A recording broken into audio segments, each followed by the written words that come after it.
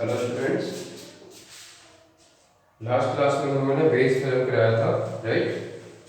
उसके बाद last week class हो नहीं पाई थी और इस वीक में हम क्लासेस चाहेंगे कि कुछ क्लासेस बढ़ा लें आप लोगों का, ठीक है ना, और फिर कोर्स को करा लें। देखिए, लास्ट क्लास में हमने एग्जाम्पल 18 तक करा था बेस थ्योरम का, उसी को मैं कंटिन्यू कर रहा हूँ example 19। Current factory which manufactured goods machine A, B and C। Question लिख नहीं रहा मैं, बुक आप देखेंगे, ठीक है ना। जब आप ये वीडियो को वॉच कर रहे होंगे तो बुक जरूर खोल लीजिएगा, ओके, क्योंकि क्वेश्चन बहुत लंबे लंबे हैं तो मैं लिख नहीं रहा। एनसीईआरटी का क्वेश्चन है, आप लोग बुक खोल के क्वेश्चन को देख लें, ठीक है ना। क्वेश्चन ये है, 19th एग्जाम्पल है, page number 553। In a factory which manufactured boards machine A, B and C, ठीक है ना। कोई किसी फैक्ट्री में बोर्ड को बनाया जा रहा है, कह रहा machine A, B, C manufactured respectively 25%, 35% and 40% of the board. जिस फैक्ट्री में बोर्ड बनाया जा रहा है उस फैक्ट्री में 3 मशीनें हैं, एक का नाम ए है, दूसरे का बी, तीसरे का सी।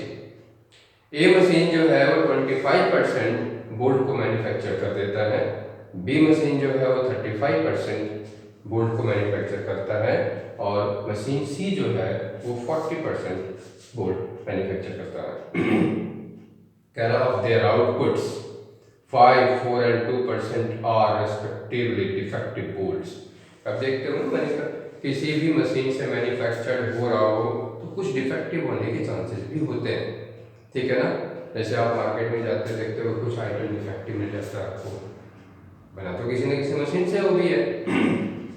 इस क्वेश्चन में ये कह रहा है कि of their outputs 5, 4 and 2% are respectively defective bolt. Respectively का मतलब ये है कि मशीन ए के द्वारा मैन्युफैक्चर जो किया जा रहा है उसमें 5% डिफेक्टिव होने के चांसेस हैं।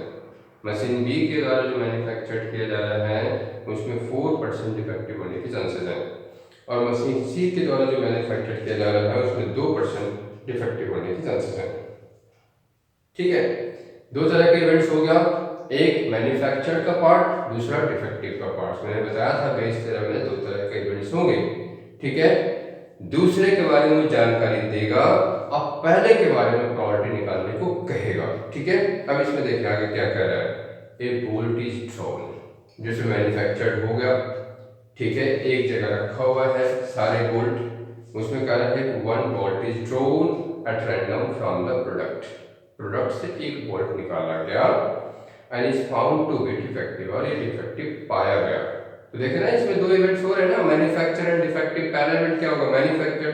जब तक मैन्युफैक्चर नहीं होगा हम डिफेक्टिव का आइडिया लगा ही नहीं सकते। और दूसरा इवेंट क्या है, डिफेक्टिव होना। डिफेक्टिव का हम जानकारी दे दिया, कह रहा 1 bolt is drawn at random from the product and is found to be defective, और ये डिफेक्टिव पाया गया, देखा गया कि डिफेक्टिव है ये। What is the probability that it is manufactured by machine B. तो क्या चांस है कि मशीन बी के द्वारा ही ये मैन्युफैक्चर्ड होगा, ठीक है। फर्स्ट के बारे में पूछ दिया ना, अब ये बेस थ्योरम हो गया। E1, E2, E3, यहां पे लिखेंगे लेट E1, E2 और E3। E1 क्या है,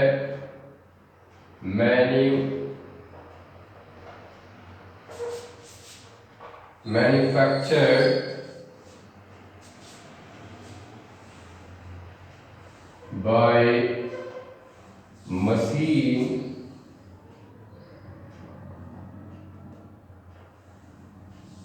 ए। उसी तरीके से इसे क्या मानेंगे, मैन्युफैक्चर्ड बाय मशीन बी। ध्यान रखें बेटा, आप लोग डैश नहीं लिखेंगे, पूरा का पूरा लाइन लिखोगे। और ये क्या हो जाएगा, मैन्युफैक्चर्ड बाय मशीन सी। ये डैश का मतलब क्या है, ये चीज लिखना है आपको, ठीक है ना। Machine A, machine B and machine C. PE1 is what given here 25%, 25/100। PE2 क्या हो जाएगा, that is given 35%, that means 35/100। और PE3 जो है वो हो जाएगा 40/100।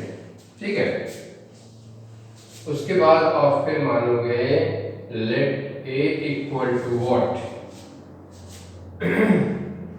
यहाँ पे ये भी लिख देना व्हेन मैन्युफैक्चर ना बोल्ट इज, ठीक है, सभी में bolt is manufactured by this, bolt is, ये बोल्ट लिखा हुआ है, bolt is manufactured by machine A, machine B and machine C. ठीक है, ए मान लोगे बोल्ट इज डिफेक्टिव। अब डिफेक्टिव होने के चांसेस, ठीक है ना। अब देखिए PA/E1,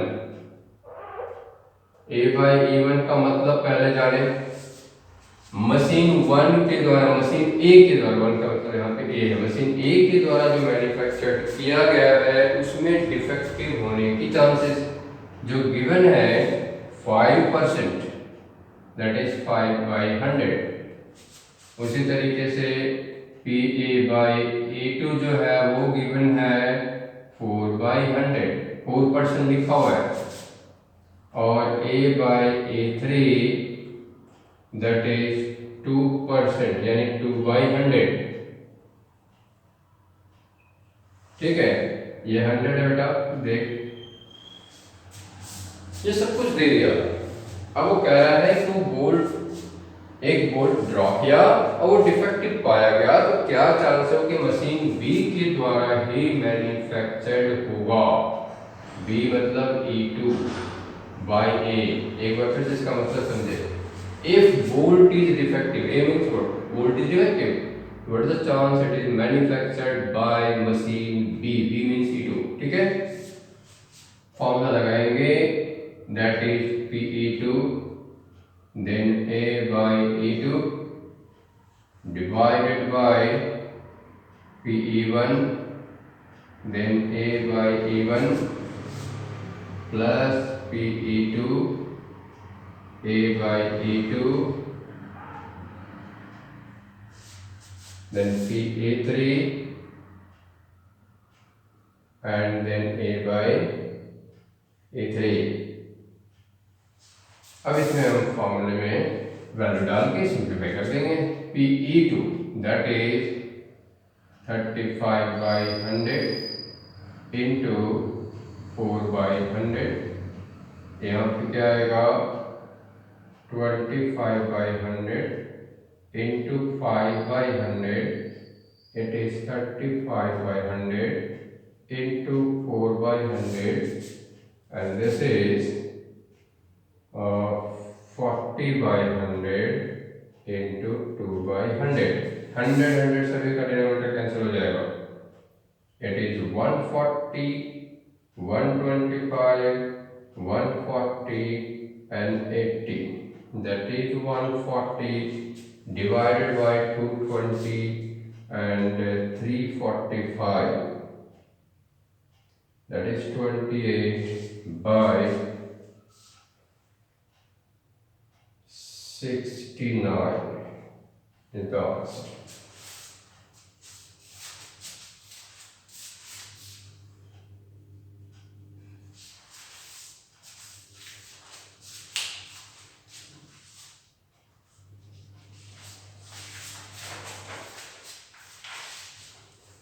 नेक्स्ट एग्जाम्पल देखें,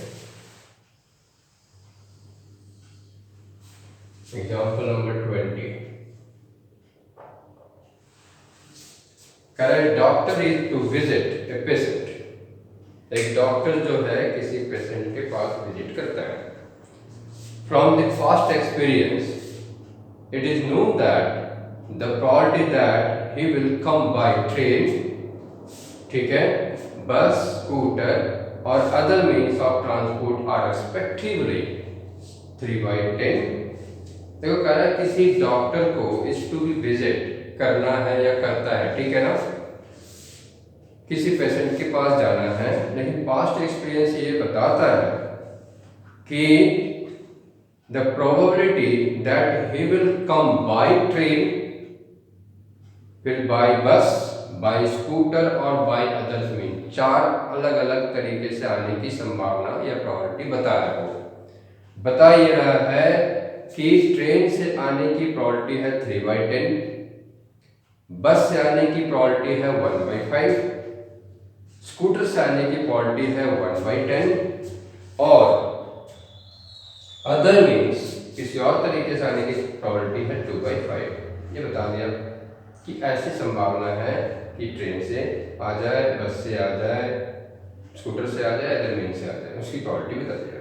फर्दर ये कह रहा है कि the probability that he will be late, देखो किसी चीज से भी आप आ सकते हो, ऐसा भी हो सकता है समटाइम्स आप आ रहे हो ट्रेन से लेट हो सकते हो, ठीक है, बस से आ सकते हो तो भी लेट हो सकते हो, कोई कारण होगा, ठीक है ना, ट्रैफिक हो, कोई और रीजन हो सकते हैं, पर लेट हो सकते हो।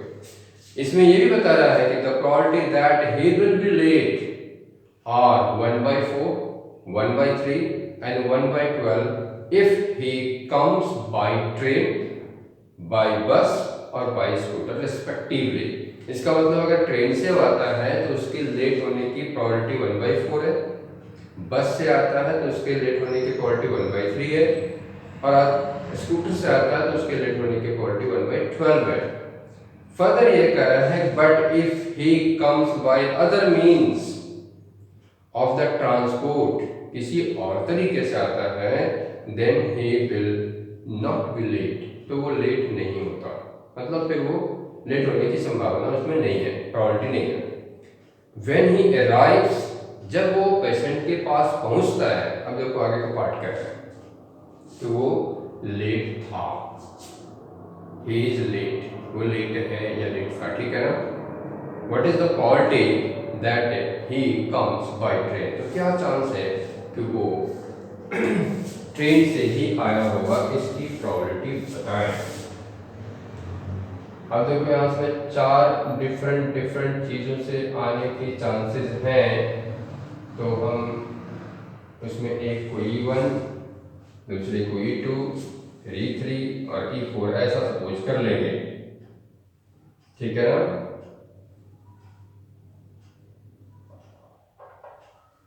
डॉक्टर कम्स बाय ट्रेन, ऐसा हमने मान लिया E1 को, दूसरे हमने मान लिया डॉक्टर कम्स बाय बस, तीसरे से हमने मान लिया का तीसरा क्या दिया था स्कूटर,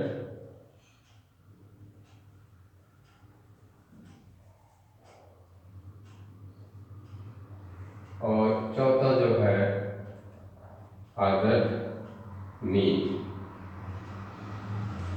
ऐसा हमने सपोज कर लिया। देखो इन चारों के बारे में उसने जानकारी दे रखी है। PE1 is given 3/10, PE2 is given 1/5, PE3 is given 1/10 और PE4 जो है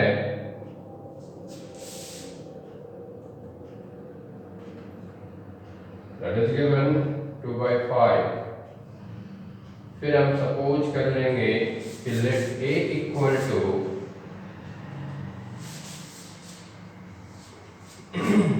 he is late,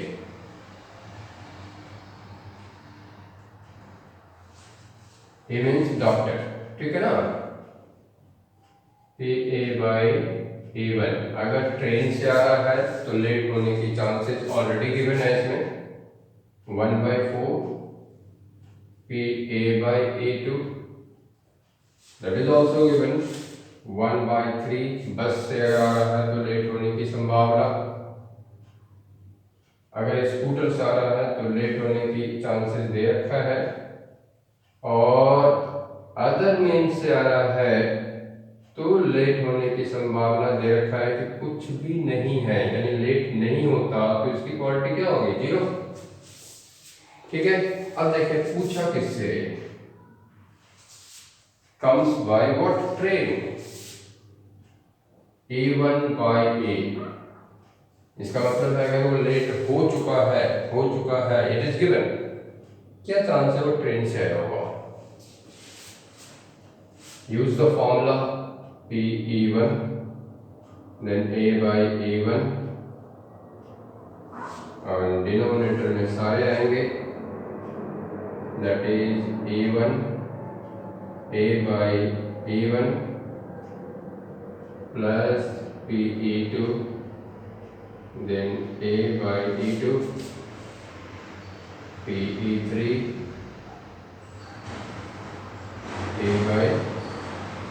A/E3 PE4 and then multiplied by A/4, right?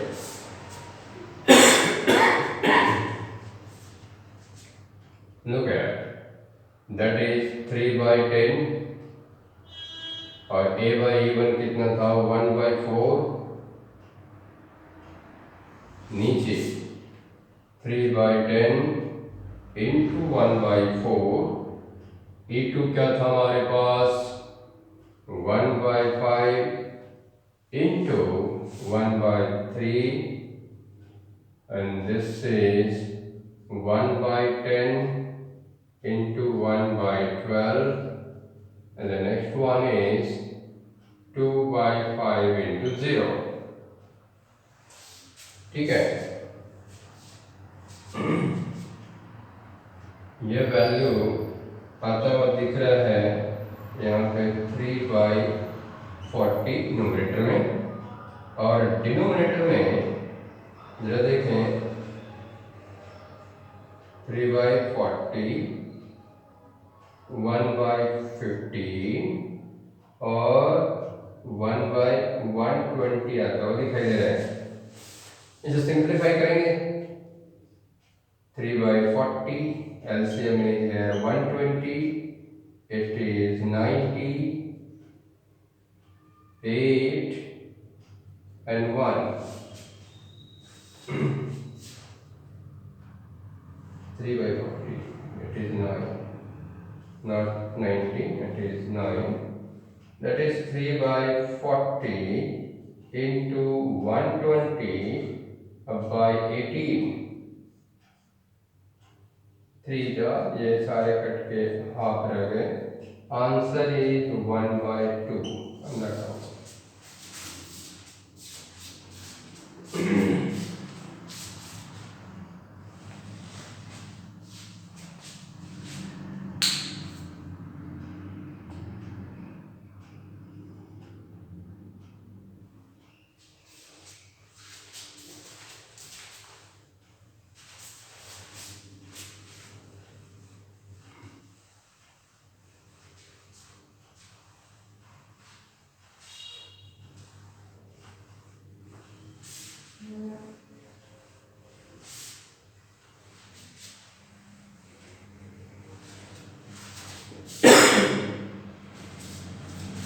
Next example देखेगा, एग्जाम्पल नंबर 21। ये सभी क्वेश्चन इंपॉर्टेंट है बच्चे, तभी मैं एग्जाम्पल का क्वेश्चन भी करा रहा हूँ। A man is known to speak truth 3 out of 4 times। कोई व्यक्ति है जो 4 बार अगर कोई बात बोलता है तो 3 बार चांस है वो सही बोल रहा है, इसका मतलब 1 बार चांस है वो गलत बोल रहा होगा।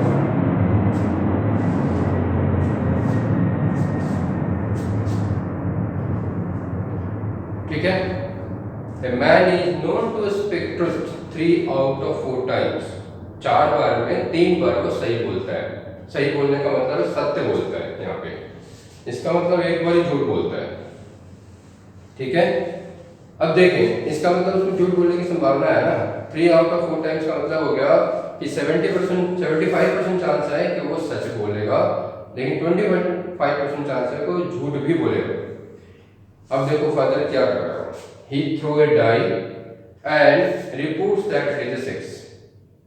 क्वेश्चन में ये पूछ रहा है कि find the probability that it is actually a 6। अब देखिए जनरली लूडो वगैरह जब खेलते हो तो समटाइम्स ऐसा होता है कि 6 आपके नहीं भी आते तब भी आप कह देते हो कि 6 आ गया है, आते हैं तो आप तो कहते ही हो, ठीक है ना। तो अगर नहीं आने के बाद भी आप कह रहे हो कि 6 मेरा आ गया है, तो इसका मतलब आप झूठ बोल रहे हो। कुछ इस तरह के इवेंट्स इसमें भी हो सकते हैं, ठीक है ना। इसी चीज के बारे में आपको बताया जा रहा है। अब देखें, इसमें आपको पहले ये पता करना है कि पहला इवेंट क्या होगा और दूसरा इवेंट क्या होगा। तो जरा देखें, डाई को पहले थ्रो करेगा या पहले वो रिपोर्ट करेगा कि ये 6 है।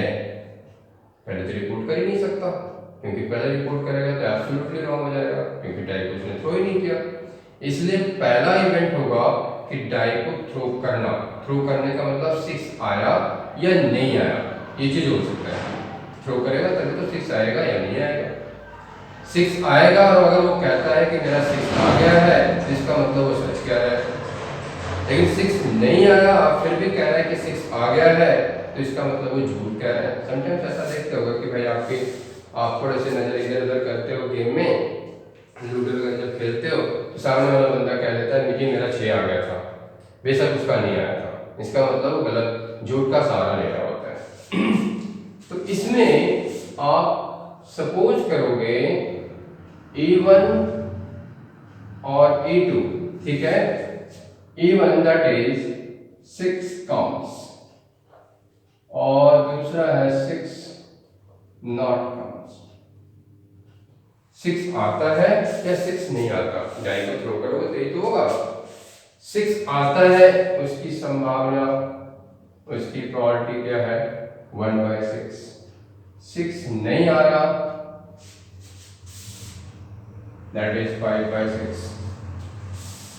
फिर मान लोगे कि late A he reports 8 is 6। वो रिपोर्ट करता है कि वो 6 है, ठीक है।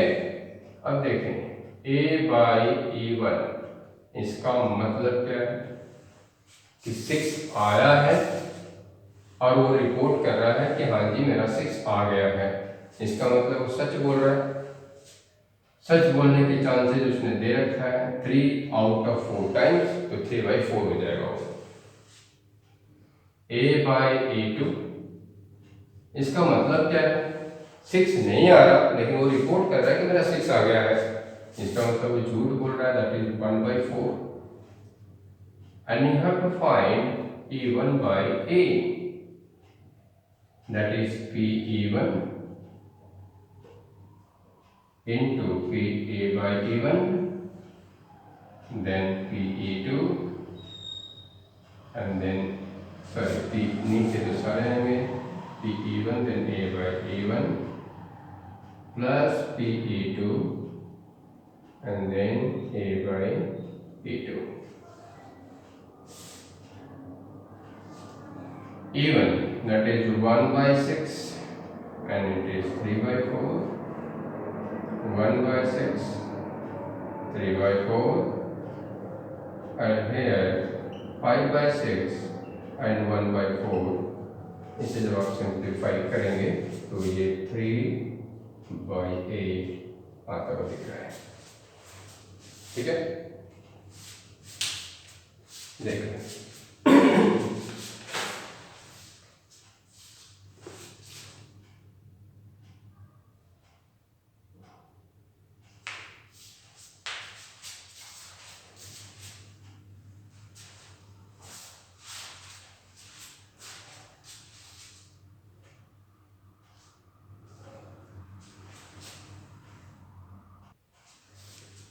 देखो बेटा, एक्सरसाइज के क्वेश्चन, एक्सरसाइज 13.3 जो बेस 13 है, ठीक है।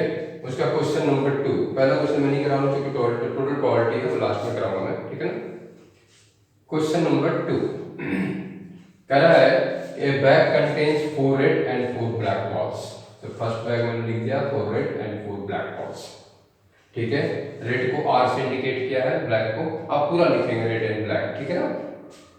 Here red is what 2 and black is what, पूरा लिख देता हूँ मैं, red this and black this। red 4 black 4, here red 2, black 6, है ना। कह रहा है one of the two bag is selected at random, पहले दोनों में से कोई एक बैग सेलेक्ट करें and a ball is drawn from the bag, ठीक है, which is found to be red, जो बॉल ड्रॉ किया गया वो रेड है। Find the quantity that the ball is drawn from the bag first.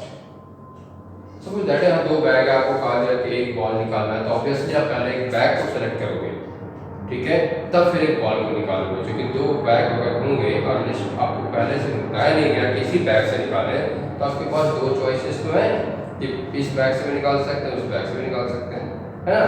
तो आपके पहले क्या कह रहा है कि बैग्स को सेलेक्ट करें और फिर बॉल को निकालें।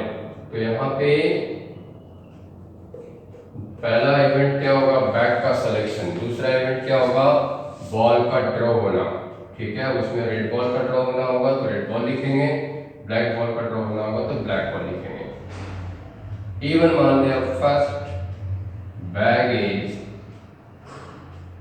selected and that is second bag is selected, PE1 that is 1 by 2, then PE2 is also 1 by 2। फिर से हम क्या लेट सपोज करेंगे कि लेट A इक्वल टू जिस बॉल के बारे में कह रहा होगा, कह रहा रेड बॉल है ना, red ball is drop PA by A1, A by A1 इसका मतलब फर्स्ट बैग से रेड बॉल का निकलना, that is 4 by 8, and then A by A2 क्या हो जाएगा आपका 2 by 8। We have to find what, किस बैग से पूछा है वो, फर्स्ट बैग से, that means you have to find E1 by A, that is PE1, then PA by E1, here PE1, then A by A1 plus PE2 and A by E2। PE1 क्या होगा हमारा, that is half and it is 4 by 8, it is half into 4 by 8 and half into 2 by 8, the answer is 4 by 6, that is 2 by 3, that will be the answer।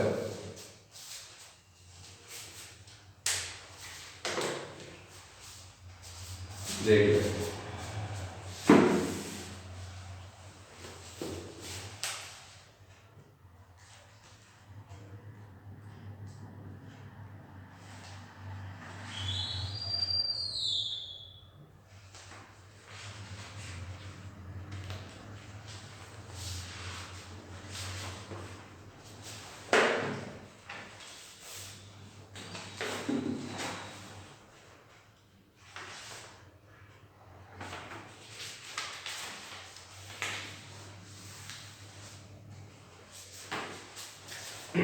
Next question है question 3। Of the student in a college, it is known that 60% reside in hostel and 40% are day scholars, ठीक है। Previous year result report that 30% of all students who reside in hostel attain A grade and 20% of day scholars attain A grade in their annual examination. At the end of the year, the student is chosen at random from the college and he has A grade. What is the quality that the student is a hostelier? देखें, इसमें कह रहा है कि किसी college में 60% जो है वो हॉस्टल में रहने वाले स्टूडेंट्स हैं, जबकि 40% जो है वो डे स्कॉलर्स हैं, जैसे घर से आना जाना जो करते हैं। ठीक है, 60%। अच्छा, दोनों ही बच्चे जो है स्टूडेंट जो है पेपर में अपेयर होते हैं, पेपर में अच्छे भी कर सकते हैं और बुरे भी कर सकते हैं। ठीक है ना। अब इसमें जिस चीज़ के बारे में जानकारी दी जाएगी उस पर हम क्वेश्चन को करेंगे। क्वेश्चन ये कह रहा है, पहले तो ये बता दिया कि 60% स्टूडेंट होस्टलियर हैं और 40% जो है वो डे स्कॉलर्स हैं। करेक्ट, प्रीवियस ईयर्स का रिजल्ट की रिपोर्ट के अनुसार 30% of all the student who reside in hostel, जो हॉस्टल में रहते हैं उसके जो 30% स्टूडेंट्स हैं वो ए ग्रेड अटेंड कर लेते हैं किसी पेपर में, टेस्ट में। ठीक है ना, एग्जामिनेशन में वो 30% उसमें से जो बच्चे हैं वो ए ग्रेड को अटेंड करते हैं, मतलब ए ग्रेड स्कोर करते हैं, और 20% डे स्कॉलर्स जो हैं वो ए ग्रेड को, ठीक है ना, स्कोर करते हैं। अब देखिए फर्दर क्या कह रहा है, at the end of the year एक स्टूडेंट को सेलेक्ट किया गया या चूज किया गया एट रैंडम, रैंडमली एक स्टूडेंट को सेलेक्ट किया गया और वो पाया गया ए ग्रेड। उससे पूछा गया कि आप किस ग्रेड को स्कोर किए हो, तो वो ए ग्रेड स्कोर किया था अपने पेपर में। क्वेश्चन ये पूछ रहा है कि क्या चांस है कि वो स्टूडेंट एक हॉस्टलियर ही होगा, हॉस्टल में रहने वाला ही होगा। ठीक है, अब देखें यहाँ पे हमने मान लिया कि late student is hostelier,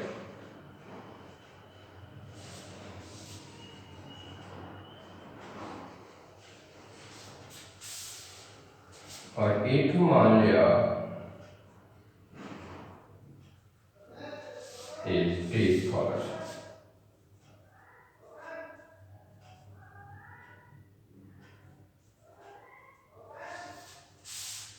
P1 क्या होगा, 60/100। P2 क्या होगा, 40/100।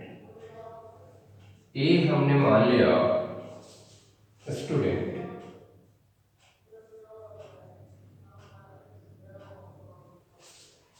स्कोर्स ए ग्रेड,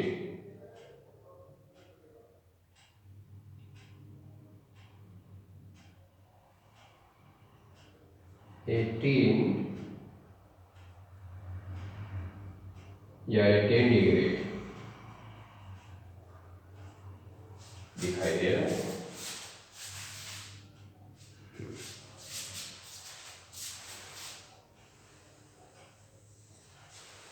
देखें A/A1,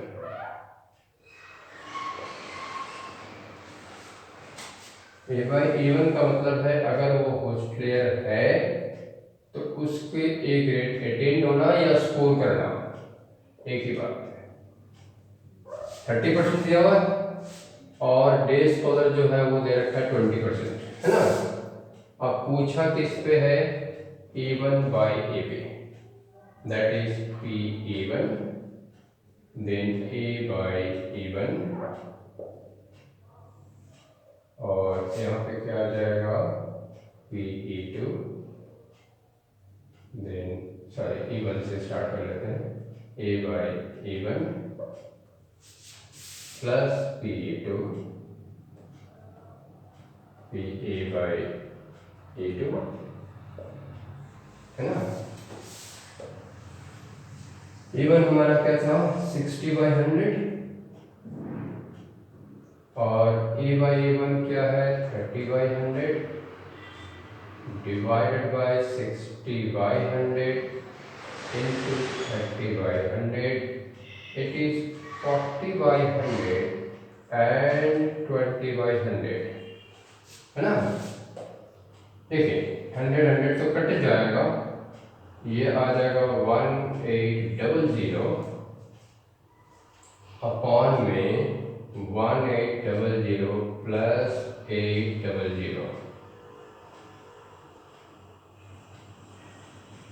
और 26, दैट इज, मैं यहाँ पे लिख 0 0 कट गया, 9/30 इज द आंसर। आंसर क्या आ गया? 9/30। ठीक है, come to the next question. 4th, देखिए, in answering a question on a multiple choice test, a student either knows the answer or guesses the answer। जैसे एमसीक्यू में आप paper में बैठते हो तो या तो उसका आंसर जानते हो तो कर देते हो, नहीं जानते हो तो तुक्का मार लेते हो। ठीक है ना, कि चलो इसमें टिक मार लेते हैं।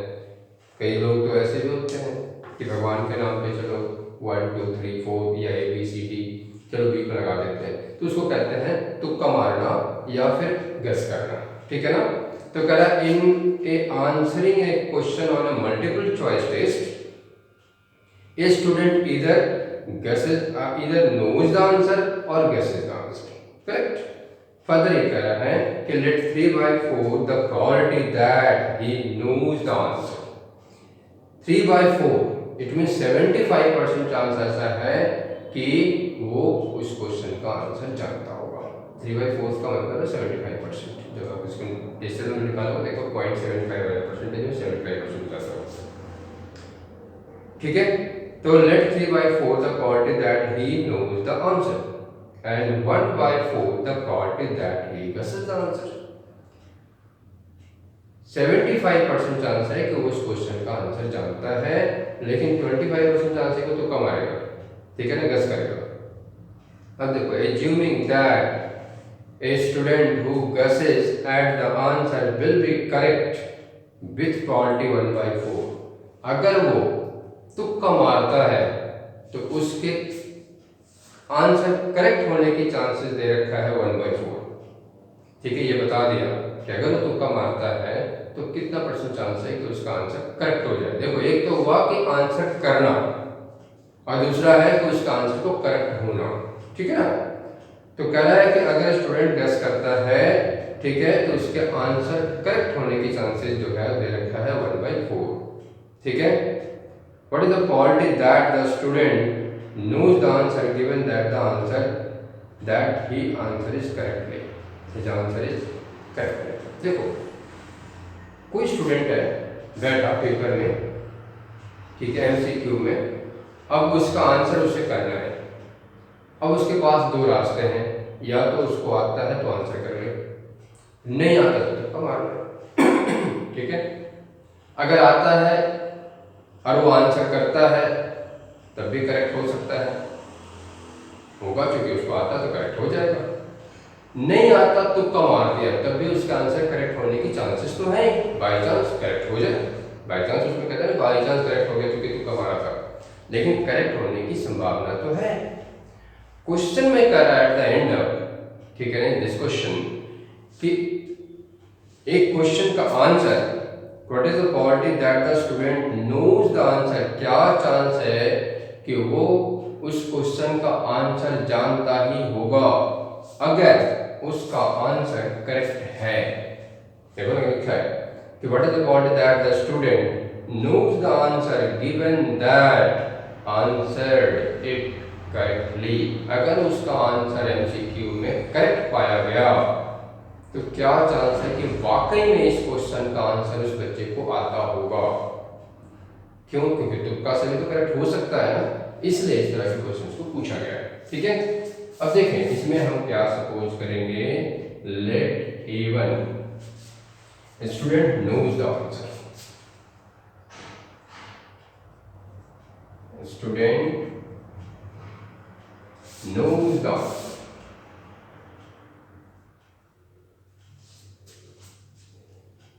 और A2 student guesses the answer।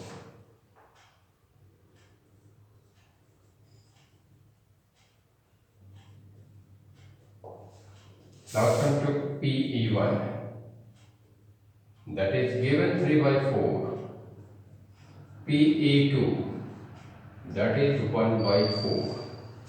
फिर हम सपोज करेंगे late that is his answer is correct. A by A1, इसका मतलब क्या है कि अगर किसी क्वेश्चन का आंसर आप जानते हो तो उसके करेक्ट होने की संभावना क्या है? 100%, क्योंकि आप जानते हो तो गलत तो करोगे नहीं। एंड A by A2, अगर तुक्का मारते हो तो करेक्ट होने की चांसेस जो ऑलरेडी दे रखा है A by A2। पूछा है E1 by A, that is PE1, then A by A1, then PE2, E2 की जगह 1 से शुरू करें, A by A1, then PE2 and then A by A2।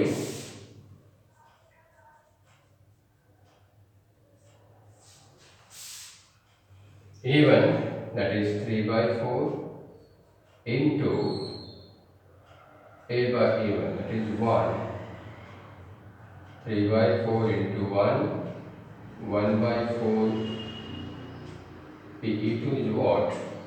1 by 4, and it is also 1 by 4.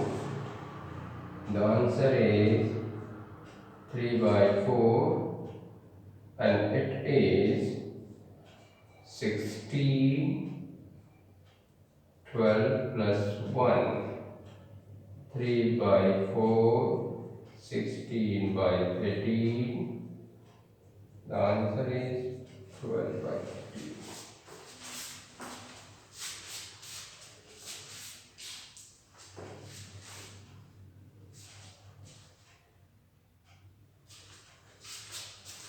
Answer is what? 12 by 13।